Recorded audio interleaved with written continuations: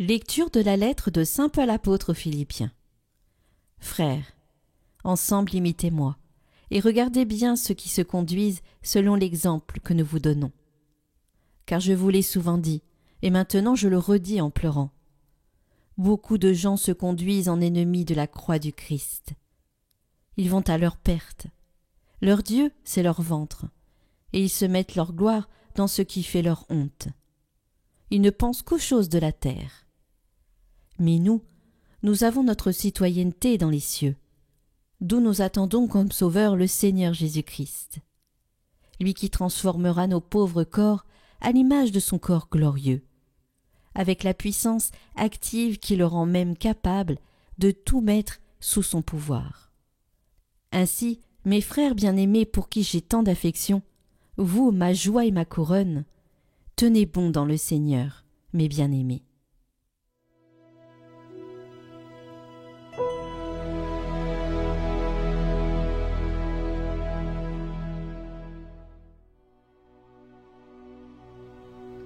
Dans la joie, nous irons à la maison du Seigneur.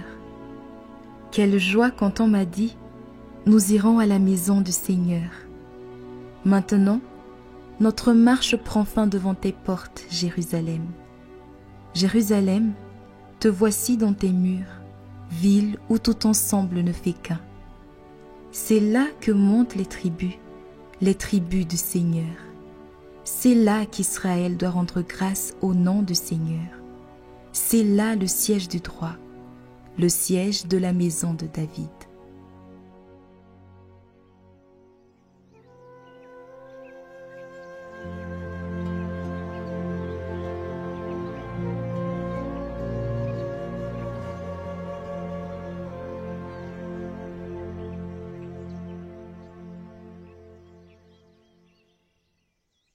Évangile de Jésus-Christ selon saint Luc. En ce temps-là, Jésus dit aux disciples : Un homme riche avait un gérant qui lui fut dénoncé comme dilapidant ses biens. Il le convoqua et lui dit : Qu'est-ce que j'apprends à ton sujet ? Rends-moi les comptes de ta gestion, car tu ne peux plus être mon gérant. Le gérant se dit en lui-même : Que vais-je faire, puisque mon maître me retire la gestion ? Travailler la terre ? Je n'en ai pas la force. Mendier ? J'aurai honte. Je sais ce que je vais faire. Pour qu'une fois renvoyé de ma gérance, des gens m'accueillent chez eux. Il fit alors venir un par un ceux qui avaient des dettes envers son maître. Il demanda au premier : Combien dois-tu à mon maître ? Il répondit : 100 barils d'huile. Le gérant lui dit : Voici ton reçu. Vite, assieds-toi et écris 50. Puis il demanda à un autre : Et toi, combien dois-tu ? Il répondit : 100 sacs de blé. Le gérant lui dit : Voici ton reçu, écris 80. Le maître fit l'éloge de ce gérant malhonnête, car il avait agi avec habileté. En effet, les fils de ce monde sont plus habiles entre eux que les fils de la lumière.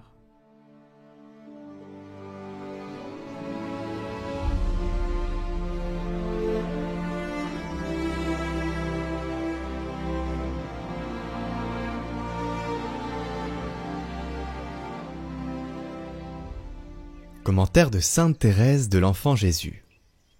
Mes pensées ne sont pas vos pensées, dit le Seigneur. Le mérite ne consiste pas à faire ni à donner beaucoup, mais plutôt à recevoir, à aimer beaucoup. Il est dit que c'est bien plus doux de donner que de recevoir. Et c'est vrai. Mais alors, quand Jésus veut prendre pour lui la douceur de donner, ce ne serait pas gracieux de refuser. Laissons-le prendre et donner tout ce qu'il voudra. La perfection consiste à faire sa volonté, et l'âme qui se livre entièrement à lui est appelée par Jésus lui-même sa mère, sa sœur et toute sa famille. Et ailleurs, si quelqu'un m'aime, il gardera ma parole, c'est-à-dire il fera ma volonté, et mon Père l'aimera, et nous viendrons à lui, et nous ferons en lui notre demeure. Oh, comme c'est facile de plaire à Jésus, de ravir son cœur. Il n'y a qu'à l'aimer sans se regarder soi-même, sans trop examiner ses défauts.